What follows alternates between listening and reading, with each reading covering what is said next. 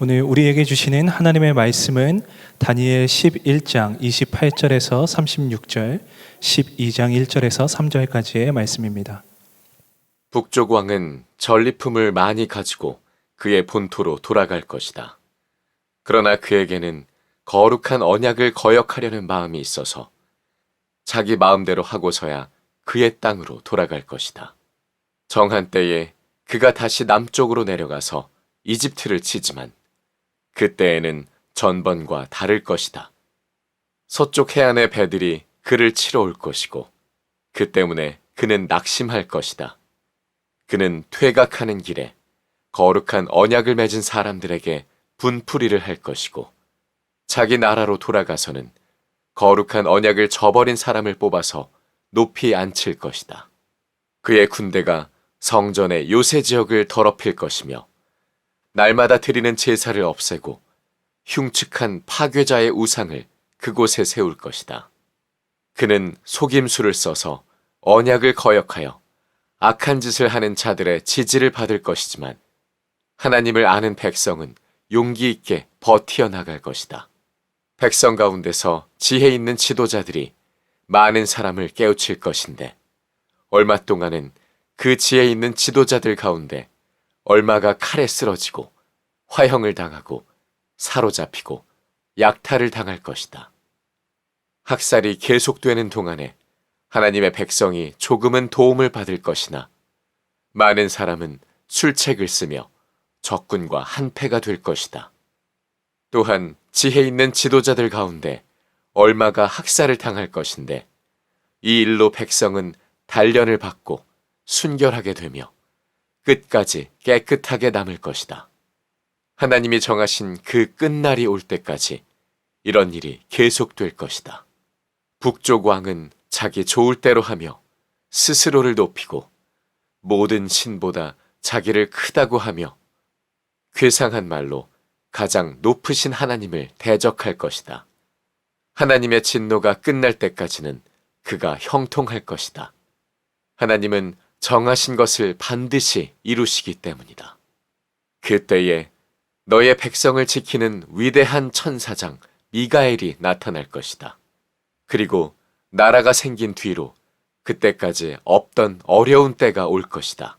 그러나 그때에 그 책에 기록된 너의 백성은 모두 피하게 될 것이다. 그리고 땅속 티끌 가운데서 잠자는 사람 가운데서도 많은 사람이 깨어날 것이다. 그들 가운데서 어떤 사람은 영원한 생명을 얻을 것이며 또 어떤 사람은 수치와 함께 영원히 모욕을 받을 것이다. 지혜 있는 사람은 하늘의 밝은 빛처럼 빛날 것이요 많은 사람을 옳은 길로 인도한 사람은 별처럼 영원히 빛날 것이다.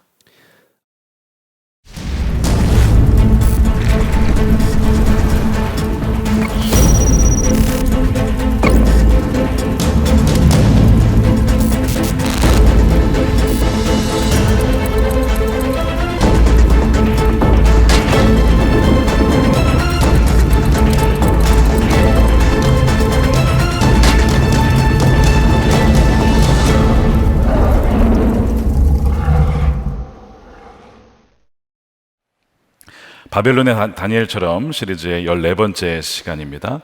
악인이 형통할 때 이렇게 반응하라 말씀을 나누겠습니다. 이제 다니엘 시리즈도 오늘을 제외하면 한 번 남았습니다.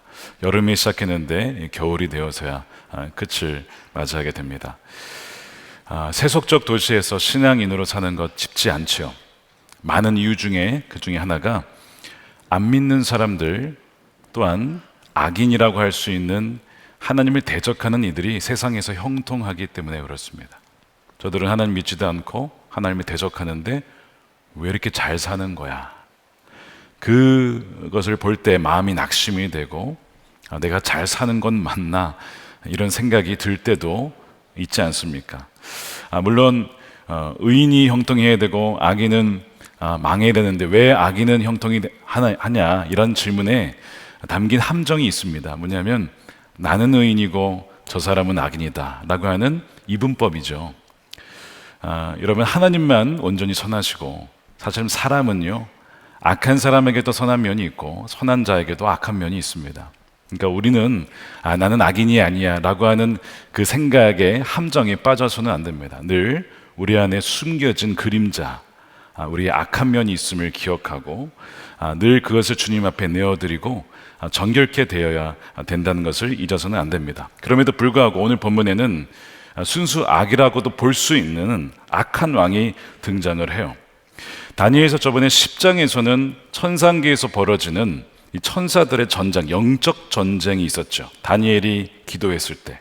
여러분 다니엘 금식기도 참여하고 계십니까? 기도했을 때에 천상계에서 벌어진 전쟁을 다뤘다면 11장은 이 땅에서 벌어지는 세속적인 권세자들의 전쟁이 기록되어 있습니다.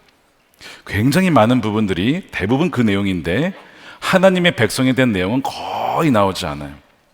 거대한 두 세력 간의 이 싸움에 마치 고래싸움에 새우등 터지는 것처럼 하나님의 백성은 너무나 이 세상 속에서 연약해 보입니다. 이 상황 속에서 우리 신앙인들은 무엇을 믿어야 되고 어떻게 살아야 되고 어떻게 반응해야 되는가, 우리 그것을 초점을 맞춰서 말씀을 나누려고 합니다. 오늘 본문에 보면 이제 21절부터 본격적으로 나오는 사람 중에 한 명이 누구냐면 북쪽 왕으로 불리웠던 바로 셀루코스의 왕조의 왕이었는데 안티오코스 4세 에피파네스는 신의 현현이다라는 뜻입니다. 자기 스스로를 신의 현현이라고 불렀던 그 악한 왕이 등장을 합니다. 그는 본래 비열한 사람, 또한 자격이 없는 사람이라 왕이 될 수 없는 사람이었습니다. 왕가가 아니었거든요. 그럼에도 불구하고 속임수를 써서 권력을 찬탈해서 왕이 되고 권력을 얻습니다. 그리고 군사력을 동원해서 폭력과 압제를 행합니다. 그리고 신성모독, 하나님을 욕하는 그런 악을 행하는 자가 바로 이 왕이에요. 그를 한 구절로 이렇게 묘사를 하는데요, 36절에 이렇게 되어 있습니다. 북쪽 왕은 자기 좋을 대로 하며, 이 왕의 특징은 자기 마음대로 한다는 거예요. 무소불위의 권력을 행하고 있어요. 스스로를 높이고 모든 신보다 자기를 크다고 하며 괴상한 말로 가장 높으신 하나님을 대적할 것이다. 하나님의 진노가 끝날 때까지는 그가 어떻다고요? 형통할 것이다. 악한 자가 형통하다는 겁니다. 이 구절은 단지 이 북쪽 왕만을 묘사하는 것이 아니라 많은 학자들이 훗날 등장하게 될 적그리스도, 궁극적인 적그리스도를 상징한다라고 봅니다. 어찌됐든 이 악인은요 굉장히 형통해서 아무도 막을 자가 없었다라고 하는 이 점을 보여주고 있습니다. 여러분, 형통이라고 하면 떠오르는 인물 누구 있습니까? 요셉이 떠오르실 거예요. 여호수아도 떠오르실 겁니다. 하나님께서 요셉과 함께 하셔서 형통하게 하셨다라고 창세기 39장에 말씀할 때 그 형통이란 단어와 오늘 본문에 이 악인이 형통할 때 이 형통은 다른 단어겠죠. 근데 여러분, 동일한 단어를 쓰고 있습니다. 하나님이 함께 하셔서 요셉을 형통하게 하셨는데 악인도 형통하대요. 여러분, 이 말씀이 이해가 되십니까? 형통이라는 말에는 번성하다, 번영하다, 목표에 다다르다, 뚫고 지나가다, 밟고 지나가다, 막을 자가 없다, 이런 의미가 있거든요. 근데 그것이 하나님을 믿은 신실한 자에게만 있는 게 아니고 하나님을 전혀 모르고 하나님을 심지어 부정하는 자들에게도 있다는 거예요. 승진하고 승승장구하고 재산을 모으고 어찌나 권력이 있는지 그런 사람들이 이 세상에도 여전히 있잖아요. 질문은 무엇이냐면 어떻게 그런 자들이 형통할 수 있느냐라는 질문이에요. 계속 읽어보면 30절에 어떤 내용이 나오냐면 그는 태각하는 길에 거룩한 언약을 맺은 사람들에게 분풀이를 합니다. 굉장히 성질이 난폭했어요. 하나님 백성들에게 분풀이를 하고 핍박을 가합니다. 자기 나라로 돌아가서는 거룩한 언약을 저버린 사람을 뽑아서 높이 앉힙니다. 그러니까 신실한 자들은 고난을 당하고 배신하고 하나님 언약을 깨고 불순종하며 자기 마음대로 살아가는 이들은 오히려 높은 자리, 정치적, 경제적 권세를 얻는 세상이 우리가 지금 살아가는 이 세속적인 도시죠. 여러분, 총선을 치르면요 하나님을 믿는 사람들만 당선되죠? 아닙니다. 직장에서 정직하고 순결한 사람들만 승진하죠? 그렇지 않다는 것을 여러분 잘 아실 겁니다. 이것이 우리가 살아가는 세상이라는 것이죠.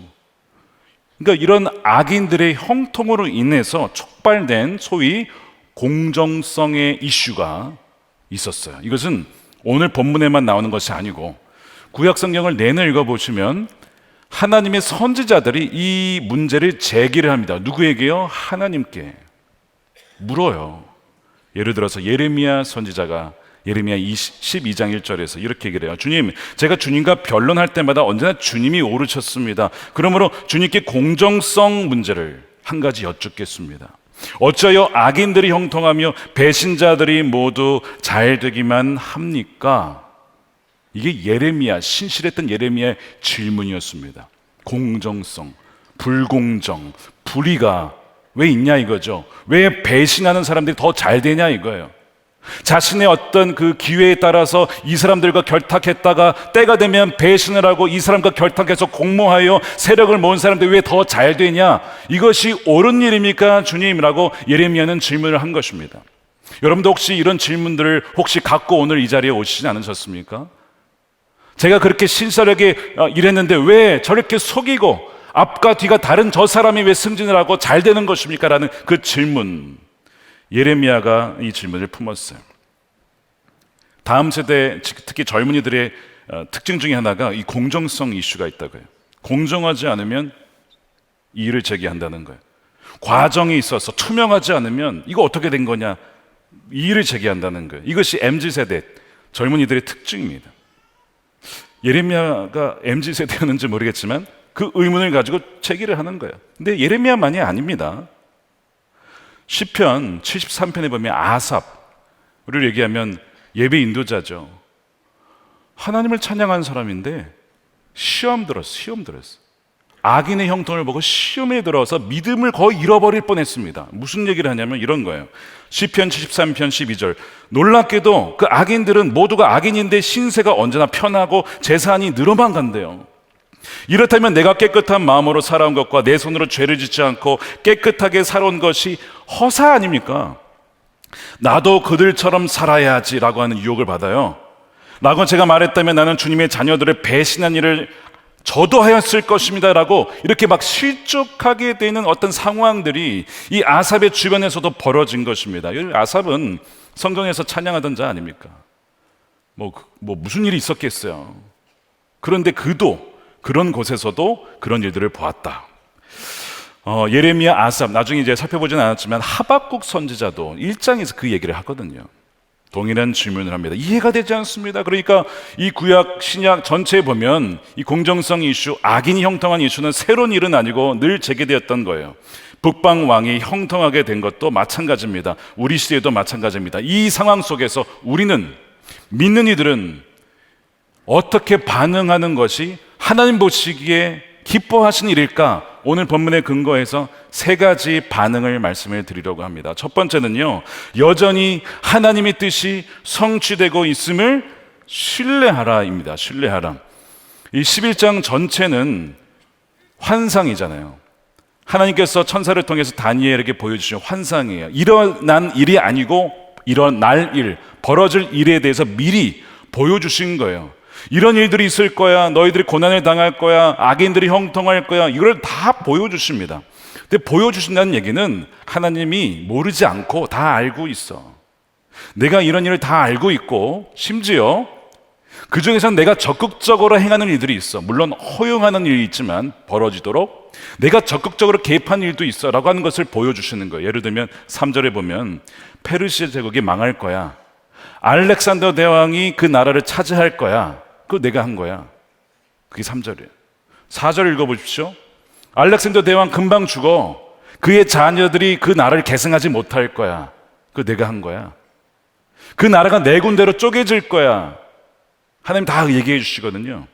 그 중에서 이 두 왕조가 강한 나라가 되는데 그 중에 하나가 오늘 북방 왕 셀루커스, 안티오크 4세입니다. 그리고 남쪽의 왕 프톨레마이오스 왕조, 여러분들 잘 아시는 그 중에 왕비 중에 여왕 중에 누가 있었습니까? 클레오파트라가 있었죠. 어쨌든 이 왕조에 대한 얘기를 쭉 하면서 전쟁이 있을 거다 이런 얘기를 하시는 이유가 내가 나의 뜻을 이런 상황 속에서 이루고 있어. 그러니까 너 실족하지 마.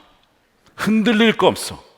그 얘기를 해주고 계신 거예요. 그러면 왜 하나님 백성들이 이렇게 고난을 당합니까? 라고 할 때에 거기에 대한 답변으로서 35절에 이렇게 말씀을 하고 있어요. 자, 35절 말씀을 함께 읽어보겠습니다. 시작.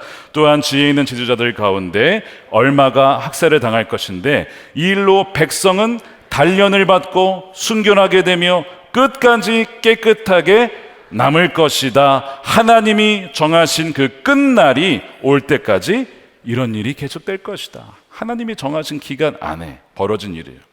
뭐가 벌어지냐면 백성들이 연단을 받아요. 백성들이 깨끗하게 되고 순결하게 되면서 마지막까지 하나님만을 신뢰하는 백성들을 그 고난 중에서 만들어 가신대요. 이 말씀을 하고 있는 거예요. 여전히 고난 중에도 악인들이 형통할 때에도 하나님의 뜻은 여전히 이루어지고 있다. 그 가운데서도 그 말씀을 하고 있는 것이죠. 고난이 아니었더라면 자신들의 숨겨진 죄성을 발견하지 못했을 것이고, 고난이 아니었더라면 내가 하나님을 더 순결하게 살아가는 것이 불가능했을 터인데, 그 상황 속에서 하나님만이 내가 붙잡을 뿐이구나 하는 것을 알게 될 것이다 라고 하는 것이죠. 그러므로 여러분들이 지금 처하고 있는 악인들의 형통과 고난은 무엇입니까? 이렇게 물어야 돼요. 주님, 이 상황을 나에게 허락하신 이유는 무엇이고, 저로 말미암아 순결하게 하실 그 영역은 무엇입니까? 제가 모르고 있다면 깨닫게 해 주십시오. 자녀로 말미암아 주님께 더 나아가게 되고, 배우자로 인하여서 주님의 뜻을 구하게 되고, 겸손하게 되어지고 낮아지게 되어지고, 그 모든 것이 백성들을 어떻게 해요? 정결하게 하는 그 하나님의 뜻을 이루는 과정이라고 하는 거예요. 물론 이것이 우리의 삶에 다 다가오기란 쉽지가 않습니다. 어려운 일이에요. 이것이 누가 고난을 원하겠습니까? 제가 이 말씀을 가지고 막 씨름을 했어요. 주님, 이 말씀 분명한 하나님의 뜻이라고 믿어지는데, 그러나 하나님, 우리 삶에 또한 우리 민족의 이 고난을 어떻게 해석해야 됩니까? 라고 할 때에 지난 금요일에 아들람 기도에 강사로 오신 이상 목사님과 잠깐 제가 이제 강사 되기 위해서 대화할 수 있는 시간이 있었습니다. 그 목사님께서 수십 년을 북한 선교를 하셨잖아요. 북한의 성경을 보급하는 일을 하셨어요. 밀수를 하신 거죠. 근데 그러면서 그 얘기를 하시는 거예요. 본인들이 이제 선교회에서 통일을 위해서 어떻게 기도하고 있고, 어떻게 기도했고, 준비를 했고, 또한 통일이 되면 2주 안에 성경을 어떻게 보급할 것이고, 어느 지역으로 어떻게 가서 교회를 세우고 단체를 세울 건지를 다 플랜을 다 갖고 있어. 다 만반의 준비를 다 하고 있는 거예요. 이 얘기를 하시면서, 여러분 잘 들으십시오. 그분이 이런 얘기를 하시는 거예요. 제 마음에 하나님께서 통일보다 더 중요한 것이 있음을 알게 하십니다. 이러시는 거예요. 북한 선교에 있어서 더 중요한 것은 통일이 아니다 라고까지 얘기를 하세요. 이 무슨 말씀하시나 들어보니까 통일이, 물론 여러분 오해하지 마십시오. 통일 준비를 다 하고 계세요.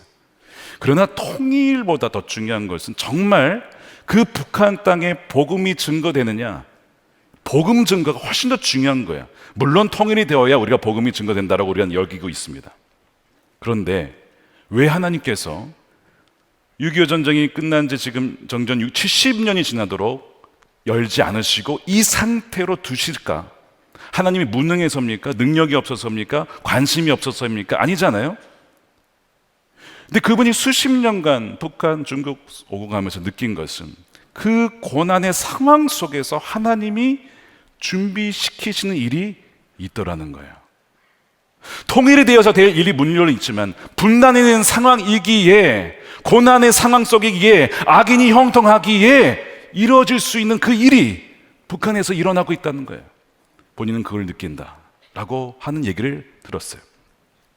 제가 그 얘기를 들으면서 하나님께서 오늘 본문 그대로 하나님이 택하신 백성을 단련시키시고 순결하게 하시고 마지막 끝까지 깨끗하게 남을, 어떤 고난 속에서도 주님을 부인하지 않을 하나님의 자녀들을 준비시키고 계시다. 왜 그들을 준비시킬까요? 여러분, 지금 가짠 복음이 들어가지 않는 데가 어디예요? 중동 아닙니까? 순교를 각오해야 들어갈, 웬만해선 다 본인의 신앙을 부정할 수도 있는 그런 강한 핍박이 있는 곳, 누가 들어갈 수 있겠어요? 그런 사람들을 어디서 준비하고 계실까? 북한 아니겠냐 이거죠. 그 증거 중에 하나가 북한의 지역의 성도님들을 만난 분들의 공통된 증언이 이거예요. 그분들의 믿음의 순결함과 깊이와 견고함은 죄송하지만 한국교회 성도들을 능가한다는 거예요. 우리가 북한을 위해서 기도하고 해야 되지만 동시에 사실 북한은 성도들은 한국교회를 위해서 걱정하며 기도하고 있다는 겁니다. 세속화되어가는 한국교회. 두 번째는요, 여러분 요한계시록 읽어보십시오. 6장 11절에 순교자들이요, 하나님 우리의 원한을 언제 풀어주실 겁니까? 그 얘기를 해요. 언제 주님이 오시냐 이거예요. 그래서 언제 악을 명하시냐 이거예요. 악인들을. 근데 음성이 들려와요. 순교자들의 피가 채워질 때까지다. 그러니까 아직 다 안 채워졌다는 얘기 아닙니까? 근데 여러분, 대한민국에 지금 순교자가 나오고 있습니까? 아니요. 그럼 어디에서 나오고 있어요? 북한입니다. 북한은 계속 순교자가 나오고 있어요.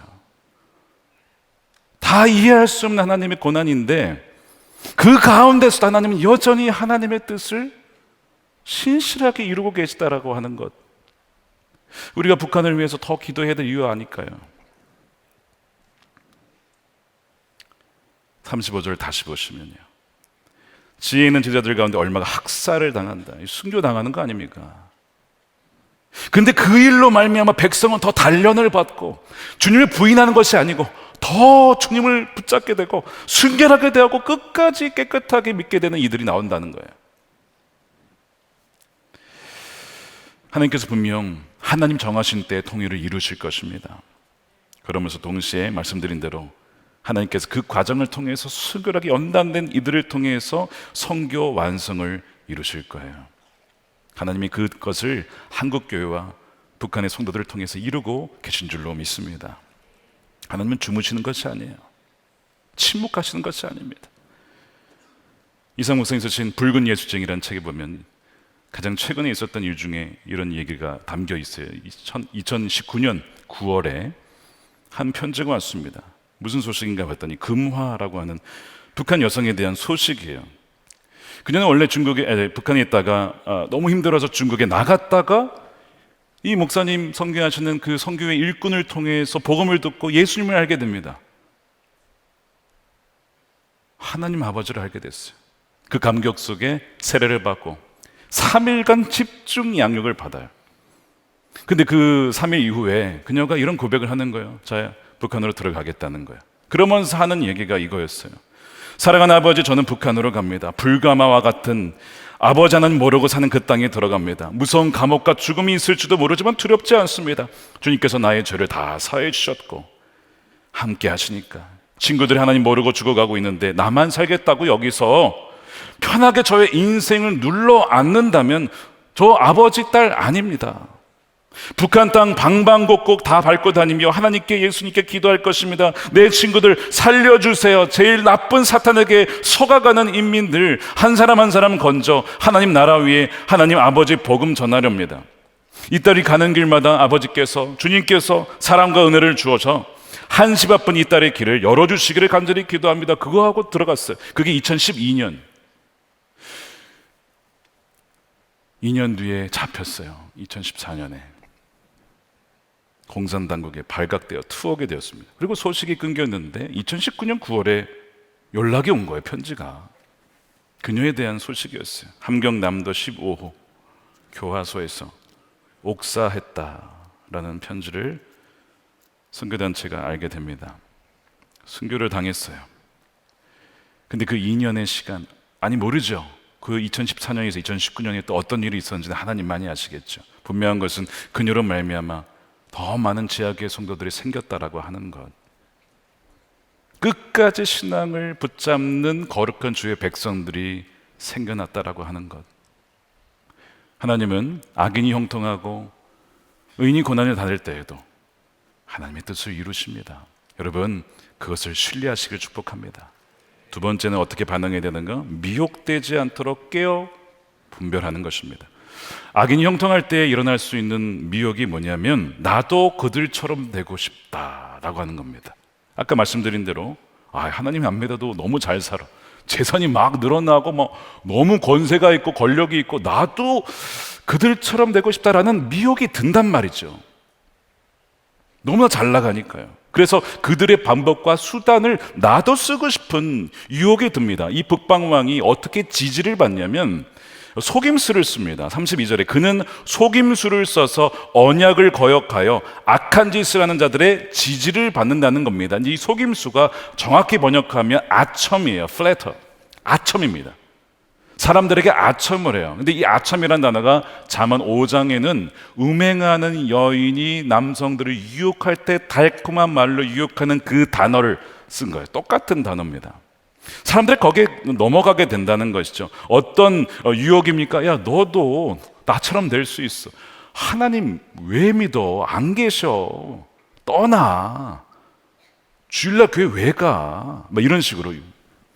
그때의 사업을 더 열심히 해봐. 달콤한 말로 유혹을 하는 것이죠. 그런데 이 아첨의 속임수에 누가 넘어가냐면 32절을 가만 보면 언약을 거역하는 이들이 넘어갑니다. 근데 이제 언약을 거역한다는 것은 하나님의 말씀과 계명에 대해서 알지만 그 말씀대로 살아가지 않는 이들, 그들이 미혹에 넘어가요. 그래서 그 북방 왕과 함께 하게 됩니다.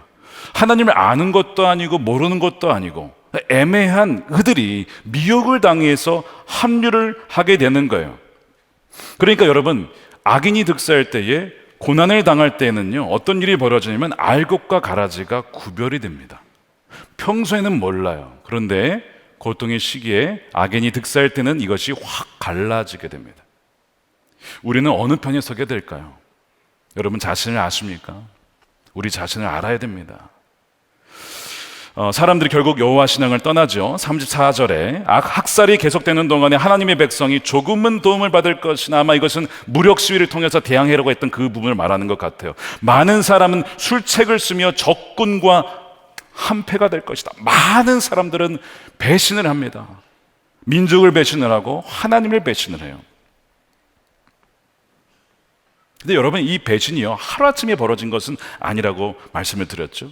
처음부터 그런 게 아니라 말씀에서 멀어지고 주님과 동행하는 것이 점차 멀어지고 세상과 가까워질 때에 그때 미혹이 오면 싹 넘어가는 거예요. 처음부터 그런 것이 아니라 과정이 있었다는 것입니다. 참 안타까운 기사를 하나 읽었는데요. 기독교 사회 문제연구원이라는 곳에서 크리스천 청년 1000명 대상으로 이런 설문조사를 한 거예요. 마음의 평안을 위해서 점이나 타로나 사주를 본 적이 있느냐? 한번 손 들어보세요. 죄송합니다. 조사를 했는데 몇 명이 응답했을까요? 거의 절반입니다. 46% 정도. 45.7%가 갔다는 거예요. 그러니까 한 번 간 게 아니고 종종 본다는 겁니다. 주로 언제 그러면 점을 보느냐? 인생이 불안하고 현실이 막막할 때에 주로 찾는다. 그러니까 주로 찾는다. 한 번 간 게 아니죠. 누구라고요? 입술로 주님을 그리스도라고 고백한 청년들이에요. 자, 정죄와 비판을 잠시 멈추시고, 성경에서 물론 뭐라고 하시죠? 점을 보는 것, 사주를 보는 것을 하나님이 미워하십니다. 레위기 19장 31절에 너희는 혼백을 벌러내는 여자에게 가거나 점쟁이를 찾아다니거나 해서는 안 된다. 그들이 너희를 더럽히기 때문이다. 나는 주, 내가 너희의 주인이야. 내가 너희 인생을 다스리는 자야. 내가 너희의 왕이야. 나는 주 너희의 하나님이야. 다른 데 기웃거리지 마. 너의 인생은 나에게 있어. 하나님이 그렇게 말씀하시는 거잖아요. 근데 이 청년들이 그렇게 간다고 누가 정죄할 수 있을까요? 자, 보세요. 왜 이들이 사주를 보고 점을 보러 갔다고요? 인생이 막막하고 마음이 불안해서 평안을 찾기 위해서 갔대요.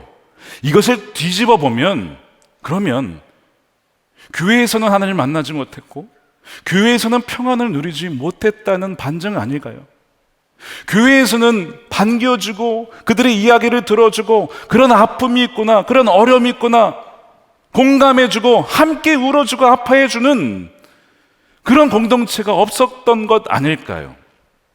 과연 우린 교회에는 이런 청년이 없다라고 저는 확신 못하겠어요. 죄송하지만 우리 교회는 그런 청년 한 명도 없습니다라고 말 못할 것 같아요. 가출하는 아이에게 야, 너 왜 가출해? 가출 잘못된 거야 라고 하기 이전에 왜 그 아이가 집을 떠나려고 했는지, 떠날 수밖에 없었는지 먼저 그걸 헤아리지 않겠습니까? 김영하 목사님 금요일 아들랑 기도에 오셔가지고 지금 마약 문제가 심각하다니, 아이들 마약 문제가 지금 뭐 음란 게임은 말할 것도 없고 마약 문제가 심각한데 저희가 아이들을 만나다 보니까 이 아이들의 공통점이 있더래요. 공통점이 뭔지 아세요? 방치된 아이들입니다. 뭐 어떤 이유에서든지 부모님이 맞벌이든지 뭐 어떤 이유에서든지 방치된 아이들이 중독에 빠지더래요. 그럼 아이들이 왜 중독에 빠졌겠어요? 부모님의 사랑과 관심을 바친 그 공허한 자리를 다른 무엇인가 채우고자 했던 거 아닙니까?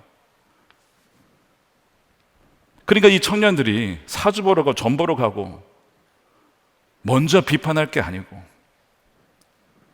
우리가 돌봐주지 못했거나 들어주지 못했거나 어려움을 공감해주지 못했거나 먼저 우리가 어쩌면 회개해야 될 일이라는 것이죠.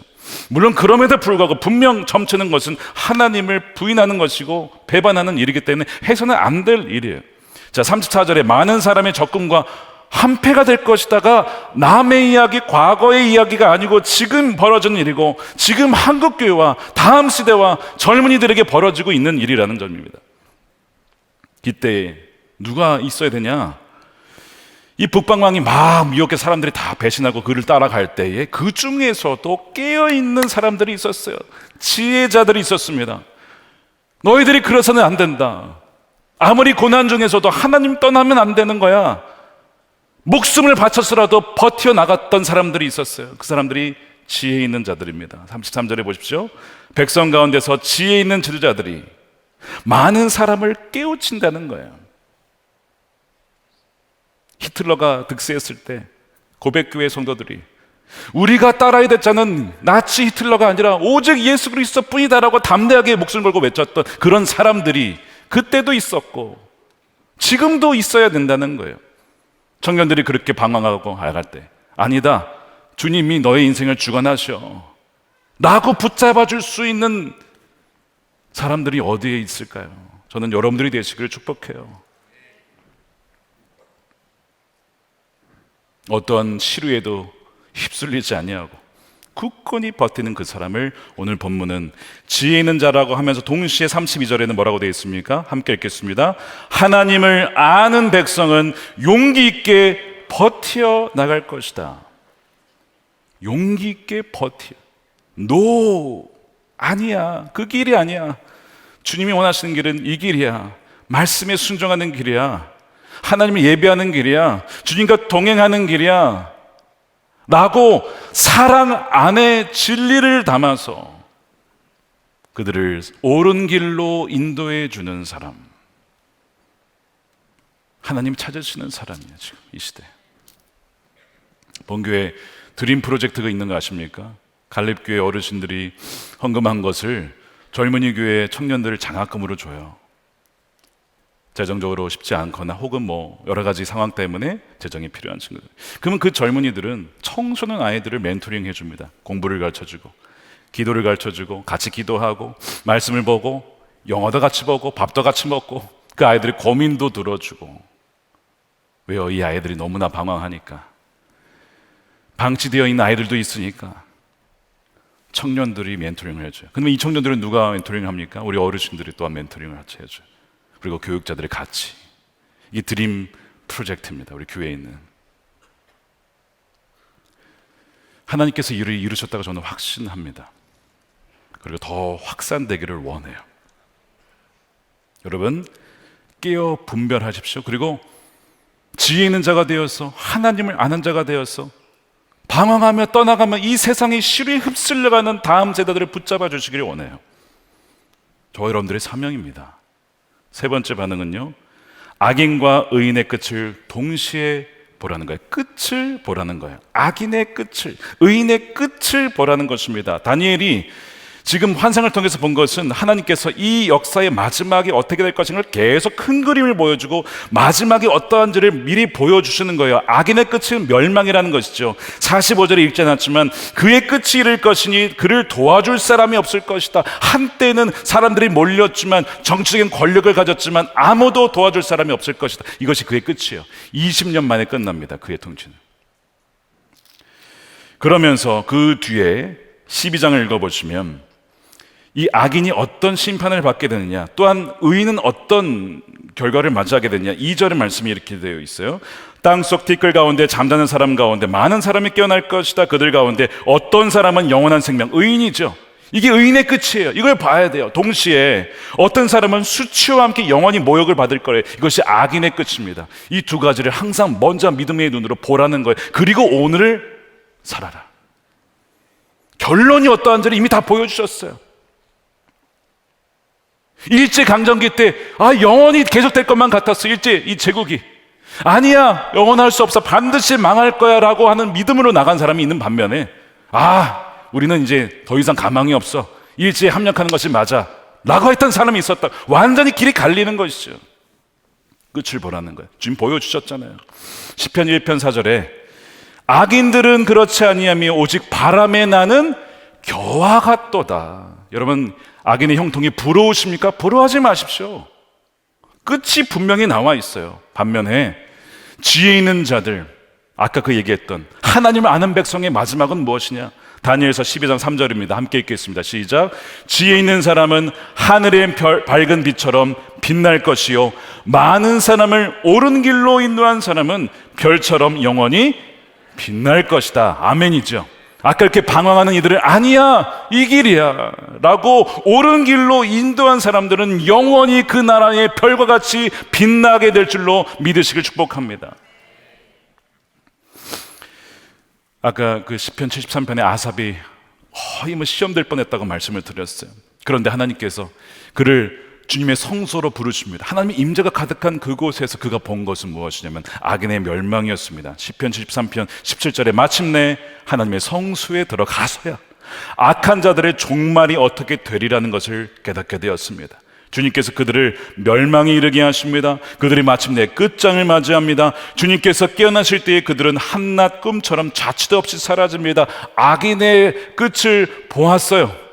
그리고 주님과 동행하는 자의 그 마지막의 삶이 무엇인지를 또한 동시에 보게 됩니다. 그러면서 이런 고백을 하는 거야. 나의 삶은 아무것도 바뀐 것 없어 보이지만, 그러나 그 고백을 합니다. 23절에 그러나 나는 늘 주님과 함께 있으므로, 늘 주님과 함께 있으므로 주님의 오른손이 나를 붙잡아 주십니다. 이게 가장 큰 복이죠. 한때 이 악인의 형통을 부러워했던 자신을 굉장히 부끄럽게 여기면서 주님, 저희가 세상에 그런 헛된 복을 바랬던 것을 회개하며 가장 저에게 큰 복은 주님께 가까이 가는 것입니다. 그것이 28절이요 하나님께 가까이 있는 것이 나에게 복이니, 아멘이죠. 하나님께 가까이 가는 것이 나에게 복이니 주 하나님 나의 피난처로 삼겠습니다. 여러분 기억나십니까? 3개월 전에 세례를 받으신 분이에요. 위암 말기인데 평생을 내 주먹만 믿고 하나님을 믿느니 내 주먹을 믿겠다고 하셨던 그분 기억나시죠? 10월 말에 수료자식에 오셨어요. 육청에서 뵙고 인사를 드리는데 어쩌나 그 얼굴에 평안이 가득하시든지 말기 환자 얼굴이 아니었습니다. 이분 안에 주님이 계시고 천국에 계시구나, 그를 이미 보고 있구나 하는 것을 제가 그냥 보자마자 느꼈어요. 지난 금요일에 주님이 부르셨습니다. 62세예요. 어제 입간식이 있었어요.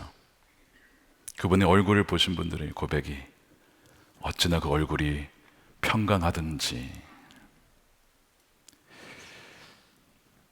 고 서용관 성도님, 그리고 많은 인생을 하나님을 떠나 살았지만 그 마지막에 주님을 알고 천국의 소망을 봤어요. 그리고 그 얼굴이 그렇게 평안했던 것이죠. 마지막을 봤으니까. 그리고 지금 오늘 발인을 했는데 한국 환송 예배, 천국에서 우리와 함께 예배하고 있을 거예요. 여러분, 끝을 봐야 됩니다. 끝이 있어요. 악인의 끝 멸망이고 의인의 끝은 영원히 주님과 함께 있는 것입니다. 그러므로 우리 하루하루를 부끄럽게 살지 마십시다. 세상에 어떤 유혹이 있어도 흔들리지 마십시오. 하나님 여러분의 오른손을 붙잡아 주십니다. 악인이 형통할 때 어떻게 하라고요? 첫 번째, 여전히 하나님 뜻이 이루어지고 있음을 신뢰하시고, 두 번째, 분별하십시오. 끼어 분별하십시오. 그리고 붙잡아 주십시오. 세 번째, 끝을 보십시오. 그러면 이 어려운 시기, 힘든 때에도 여전히 주님과 함께 동행하며 끝까지 우리의 신앙의 여정을 완주하게 되리라 믿습니다. 이 은혜가 여러분의 삶에 충만하시기를 주님의 이름으로 축복합니다. 함께 기도하겠습니다.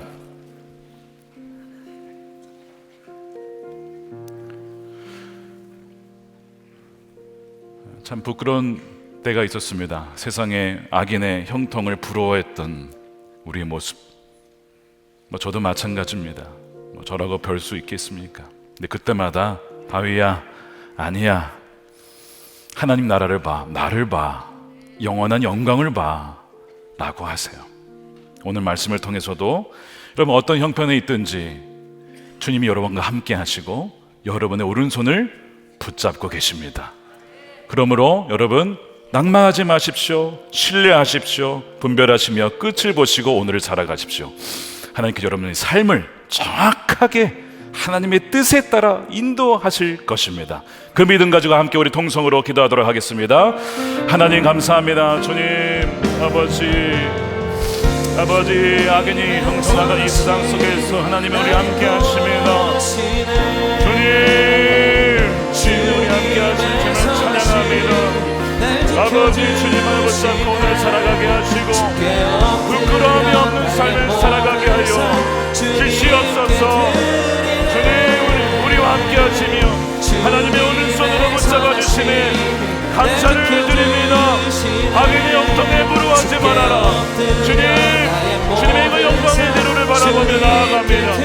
고난의 때에 더욱더 주님 손 붙잡고 주님과 동행하며 나아가는 하나님의 백성들 되게 하여 주시옵소서. 아버지 하나님, 악인의 형통을 보며 부러워했던 적이 있었습니다. 참 부끄럽습니다.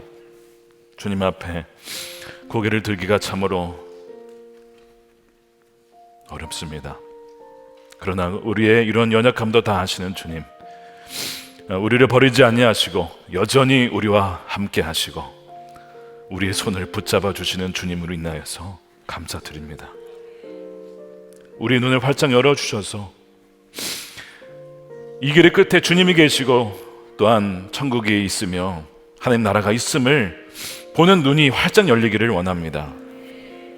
사랑하는 우리 성도들, 주님 기억하여 주셔서 이 험한 세상 많은 유혹과 미혹이 있을 것인데 그러나 주여 끼어 분별할 수 있는 지혜를 주시고 지혜 있는 자들을 통하여서 서로 붙잡아주고 격려하며 낙심한 자들, 쓰러진 무릎을 일으켜 세우며 그렇게 주님과 끝까지 신실하게 동행해 나갈 수 있는 이 공동체가 되게 하여 주시옵소서.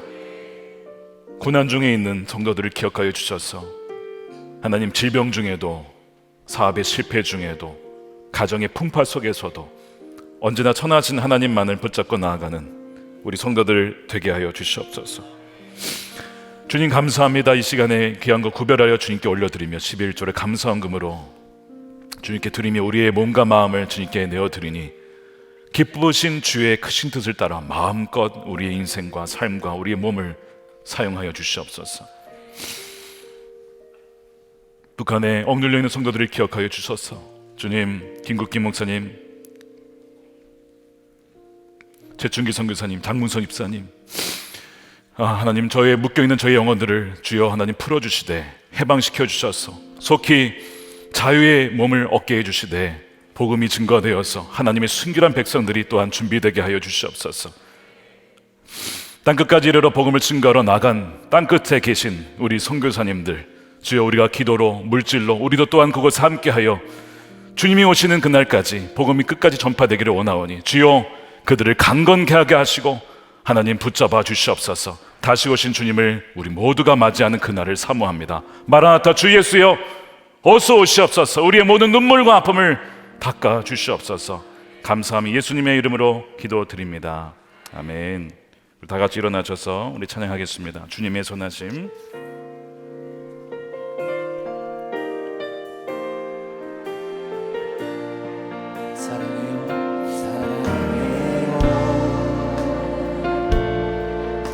진실하신 나의 주님, 나의 삶 주님 안에 있네. 눈을 뜨는 아침부터 나 잠들기까지 선하신 주를 노래하리. 사랑해요 나를 인도하신 주. 고난 중에도 주 나와 함께 하셨습니다.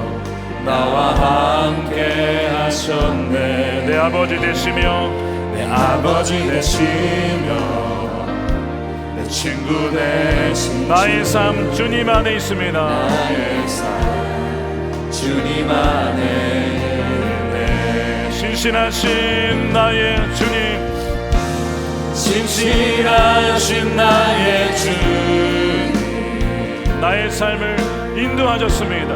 나의 삶을 인도하셨네. 나의 모든 옷 다 선하신 주님 노래합니다. 선하신 주를 노래하리. 주님의 선하심 날 인도하시네. 찬양합시다. 주님의 선하심. 주님의 선하심이 날 지켜주시네. 주께 엎드려 나의 모든 삶 주님께 드리네. 주님의 선하심이 날 인도하시네. 주님의 선하심이 날 인도하시네. 주님의 선하심이 날 지켜주시네. 주께 엎드려 나의 모든 삶 주님께 드리네. 주님의 선하심 날 인도하시네. 기도하겠습니다. 우리의 삶을 선하게 인도하시는 선한 목자 되신 예수 그리스도의 크신 은혜와 아버지 하나님의 측량할 수 없는 크신 사랑하심과 우리와 늘 함께 하시는 성령님의 내주하심이 오늘 말씀을 듣고 끝까지 주님과 동행하며 주님 손 붙잡고 이 어려운 세상 가운데 천국 소망 바라보며 오늘을 살아가기로 결단하는 사랑하는 우리 모든 성도들의 머리 위에 저들의 가정과 일터와 사랑하는 자녀들과 후손들 가운데 영원히 함께 하시기를 간절히 축원하옵나이다. 아멘.